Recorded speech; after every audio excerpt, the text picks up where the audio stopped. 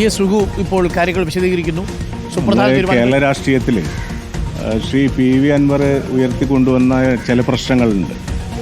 നമുക്കറിയാലോ, മലയോര ജനതയുമായി ബന്ധപ്പെട്ട പ്രശ്നങ്ങൾ, അതോടൊപ്പം തന്നെ ഒട്ടനവധി സാമൂഹിക പ്രശ്നങ്ങൾ ശ്രീ PV അൻവർ ഉയർത്തിക്കൊണ്ടുവന്നിരുന്നു.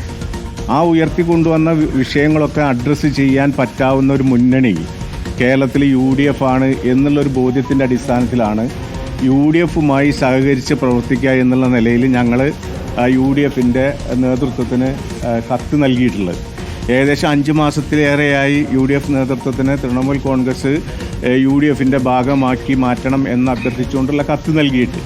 എന്നാൽ നാളിതുവരെ UDFിൻ്റെ ഉത്തരവാദിത്തപ്പെട്ട നേതൃത്വം ഈ കാര്യത്തിലൊന്നും യാതൊരു തീരുമാനം എടുക്കാതെ അഴകുഴമ്പൻ സമീപനമാണ് തൃണമൂൽ കോൺഗ്രസിനോട് എടുത്തിട്ടുള്ളത് എന്നുള്ളത് ഞങ്ങളുടെ യോഗം വിലയിരുത്തിയിട്ടുണ്ട്. ആ വിലയിരുത്തിയതിൻ്റെ അടിസ്ഥാനത്തിൽ വരാൻ പോകുന്ന നിലമ്പൂരിലെ ഉപതെരഞ്ഞെടുപ്പിൽ തൃണമൂൽ കോൺഗ്രസ് മത്സര രംഗത്തുണ്ടാവും എന്നുള്ളതാണ് പറയാനുള്ളത്.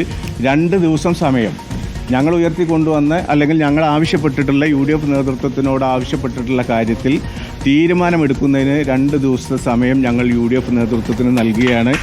ആ 2 ദിവസം കഴിഞ്ഞാൽ നിലമ്പൂരിൽ ശ്രീ PV അൻവർ മത്സരരംഗത്തുണ്ടാവും എന്നുള്ളതാണ് ഇന്നത്തെ നിയോജക മണ്ഡലം കമ്മിറ്റിയുടെ തീരുമാനം എടുത്തിട്ടുള്ളത്. ആ തീരുമാനം ഞങ്ങളുടെ സംസ്ഥാന എക്സിക്യൂട്ടീവ് യോഗം 30-ാം തീയതി മഞ്ചേരി വെച്ച് ചേരുന്നുണ്ട്.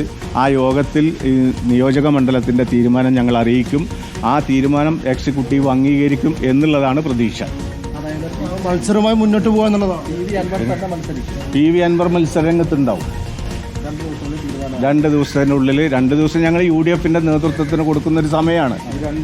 UDFിന് നേതൃത്വത്തിന് സമയം കൊടുക്കുക എന്ന് പറയുമ്പോൾ എന്താണ് ഉദ്ദേശിക്കുന്നത്? UDFിന് 2 ദിവസം സമയം കൊടുക്കുക എന്ന് പറയുന്നത് ഞങ്ങൾ UDFിൻ്റെ ഭാഗമായി ഞങ്ങളെ ഘടകകക്ഷിയായി അംഗീകരിക്കുക എന്നുള്ള ഞങ്ങളുടെ ഒരു ഡിമാൻഡ് ഉണ്ടല്ലോ. ആ ഡിമാൻഡ് അംഗീകരിക്കണം. ആ അംഗീകാരം UDF നേതൃത്വം എടുക്കുന്നില്ലെങ്കിൽ ഞങ്ങൾക്ക് ഞങ്ങളുടെ വഴി, UDFിന് UDFിൻ്റെ വഴി എന്ന് മാത്രമേ അതിൽ പറയാനുള്ളൂ. ഇത് പ്രഖ്യാപിച്ചിട്ടില്ലെങ്കിൽ അൻവർ മത്സരിക്കും. ഇനി പ്രഖ്യാപിക്കുകയാണെങ്കിൽ അപ്പം മത്സരത്തിൽ തീർച്ചയായിട്ടും മത്സരിക്കണം എന്നുള്ളതാണ് നിലമ്പൂർ നിയോജക മണ്ഡലം കമ്മിറ്റി ശ്രീ അൻവറിനോടക്കം ആവശ്യപ്പെട്ടിട്ടുള്ളത്.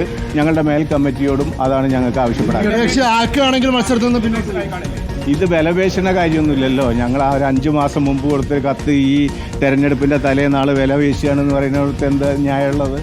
ഘടകകക്ഷിയാക്കുകയാണെങ്കിൽ മത്സരത്തിൽ നിന്ന് പിന്നോട്ട് പോകും. അല്ല, അതാണല്ലോ പറഞ്ഞത്. ഞങ്ങൾ PV അൻവർ ഉയർത്തി കൊണ്ടുവന്നിട്ടുള്ള വിഷയങ്ങളുണ്ടല്ലോ, ആ വിഷയങ്ങൾ അഡ്രസ്സ് ചെയ്യാൻ UDF മുന്നണിക്ക് സാധ്യമാവുള്ളൂ. അത് ഭരണകക്ഷിയുമായി ബന്ധപ്പെട്ട പ്രശ്നങ്ങളാണല്ലോ ഞങ്ങൾ ഉയർത്തിക്കൊണ്ടുവന്നിട്ടുള്ളത്. അപ്പോൾ അപ്പുറത്ത് നിൽക്കുന്ന UDF ആണല്ലോ അത് കൈകാര്യം ചെയ്യേണ്ടത്. അത് കൈകാര്യം ചെയ്യണമെങ്കിൽ ഞങ്ങൾ UDFിൻ്റെ ഭാഗമാകുമ്പോഴല്ലേ അത് സാധ്യമാവുള്ളൂ. അവിടെ അൻവർ മത്സരത്തിൽ പോയി കഴിഞ്ഞാൽ സ്വാഭാവികമായിട്ടും അവിടുത്തെ UDFിൻ്റെ ജയത്തെയാണ് വലിയ തോതിൽ ബാധിക്കുക. അത് LDFിൻ്റെ വിജയത്തെ അൻവർ ഉന്നയിച്ചതിന് വിപരീതമായി LDFിൻ്റെ വിജയത്തിലേക്ക് വഴിവെക്കുന്ന രീതിയിലേക്ക് കാര്യങ്ങൾ പോകൂലേ? ഞങ്ങൾ മത്സരിക്കുന്നത് PV അൻവർ മത്സരരംഗത്ത് വന്ന അൻവറിനെ ജയിപ്പിച്ചെടുക്കാൻ ഉള്ള സാഹചര്യം നിലമ്പൂരുണ്ട്. PV അൻവർ നിലമ്പൂർ സ്ഥാനാർത്ഥിയായി വന്നാൽ PV അൻവർ ജയിക്കാവുന്ന സാഹചര്യം നിലമ്പൂരിൽ ഉണ്ടല്ലോ. പിന്നെന്താ മറ്റാരെങ്കിലും ജയിക്കുക എന്നുള്ളതിനെ സംബന്ധിച്ച് ഞങ്ങൾക്ക് ചിന്തിക്കേണ്ട കാര്യമില്ല. ഏതിൽ അതെന്ത് UDFിൽ നിലവിലുള്ളൊരു സംവിധാനം ഉണ്ടല്ലോ, നിലവിലുള്ള കക്ഷികൾ, ആ കക്ഷികൾക്ക് തുല്യമായ പ്രാധാന്യത്തോടു കൂടി ഞങ്ങളെ അക്കോമഡേറ്റ് ചെയ്യണം. അല്ലാതെ ഏതെങ്കിലും തരത്തിൽ പുറത്ത് നിന്ന് സഹകരിക്കുക, അതൊന്നും ഞങ്ങളെ സംബന്ധിച്ച് പോസിബിൾ അല്ല. അതൊക്കെ വെറുതെ പറയുന്നതല്ലേ. നമുക്കറിയാലോ, കേരള രാഷ്ട്രീയത്തിൽ, പ്രാദേശിക രാഷ്ട്രീയത്തിൽ, ദേശീയ രാഷ്ട്രീയമായിട്ട് കുലബന്ധം പോലും ഇല്ലാത്ത ഏതൊക്കെ കൂട്ടുകെട്ടുകൾ പല സംസ്ഥാനങ്ങളിലും നടക്കുന്നുണ്ട്. അപ്പോൾ അതൊക്കെ വെറുതെ പറയുന്ന കാര്യങ്ങളാണ്. ഞങ്ങളെ ഉൾക്കൊള്ളാൻ എന്തെങ്കിലും തരത്തിലുള്ള മടിയുണ്ടെങ്കിൽ അതിന് സഹായകരമാവുന്ന വാക്കുകൾ, മുടന്തൻ ന്യായങ്ങളെ ആയിട്ട് അതിനെ കാണാൻ വേണ്ടി കഴിയുള്ളൂ. മുന്നണിയുടെ ഭാഗമാകണം എന്ന് ആഗ്രഹിക്കുന്ന ആളുകൾ മുന്നണി പ്രഖ്യാപിച്ച സ്ഥാനാർത്ഥിക്കെതിരെ ഉന്നയിക്കുന്നത് ശരിയാവും. എങ്ങനെ മുന്നണിയുടെ ഭാഗമാകണമെന്ന് ആഗ്രഹിക്കുന്ന ആളുകൾ തന്നെ ആ മുന്നണിയിൽ സ്ഥാനാർത്ഥിയെ പ്രഖ്യാപിച്ചു? അല്ല, അത് ഞാൻ പറയട്ടെ, നിലമ്പൂർ ഏറ്റവും കൂടുതൽ വിജയസാധ്യതയുള്ള സ്ഥാനാർത്ഥി ആര് എന്നുള്ളത് PV അൻവർ നേരത്തെ ചൂണ്ടിക്കാണിച്ചിട്ടില്ലേ? ആ ചൂണ്ടിക്കാണിച്ചതിൻ്റെ ഭാഗമായിട്ടല്ലേ അങ്ങനെ പറഞ്ഞിട്ടുള്ളൂ.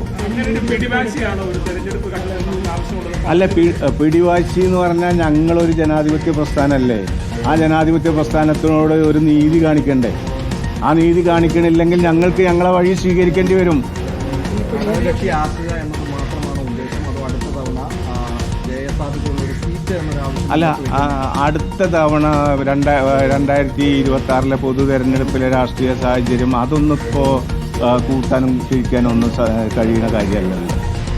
ഇപ്പോൾ ഘടകകക്ഷിയാക്കുക, നിലമ്പൂർ അസംബ്ലി നിയോജക മണ്ഡലത്തിൽ UDFൻ്റെ സ്ഥാനാർത്ഥി വിജയിക്കുന്നതിനാവശ്യമായിട്ടുള്ള സാഹചര്യം ഒരുക്കുന്നതിന് ഞങ്ങളെ കൂടി അതിൻ്റെ ഭാഗമാക്കുക എന്നുള്ള ഡിമാൻഡാണ് ഞങ്ങൾക്ക് വെക്കാനുള്ളത്. തീർച്ചയായും അസോസിയേഷൻ ഒന്നും അത് പ്രായോഗികമല്ല. ഘടകകക്ഷി, അതാണ് ഞാൻ നേരത്തെ പറഞ്ഞത്, UDFലെ മറ്റ് കക്ഷികളെ പോലെയുള്ള പരിഗണന.